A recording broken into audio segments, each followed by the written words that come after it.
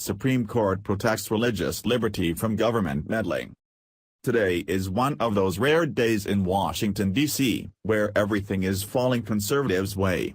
Enjoy it, because in Washington, D.C., no good thing lasts too long. The swamp is a jealous monster and takes particular glee in tearing apart those who start winning too much. There can only be one winner in Washington, and it is the swamp itself. So let us enjoy a spectacular day in American conservative history. Have no doubts today will be remembered in conservative circles for a long time, if not forever. First, Trump scored a huge win when the court reinstated Trump travel ban. Trump patiently waited for the right time to appeal the travel ban case.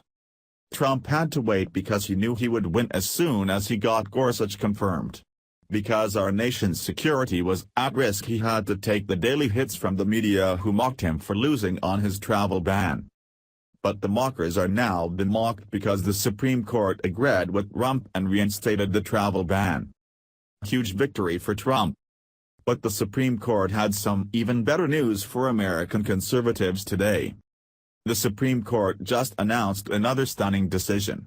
They decided, by a 7-2 margin, that states cannot prohibit public funding to churches simply because they are churches. This is a huge victory, because every time we get a win for religious liberty over liberal regulations and rules that seek to limit our freedoms, it makes it that much harder for the liberals when they try again to take away our freedoms. And they will try. But the law is based on precedent. One decision builds on another. So every win for religious liberty makes the whole case stronger. You may be thinking that we have religious liberty, and the answer is yes, but the liberals are always attacking it with sneaky rules and useless regulations. Death by 1,000 cuts. The actual case they decided was about funding a children's playground at the Trinity Lutheran Church Child Learning Center. As the Daily Wire reported, the center wanted public funding for a rubber surface for the playground.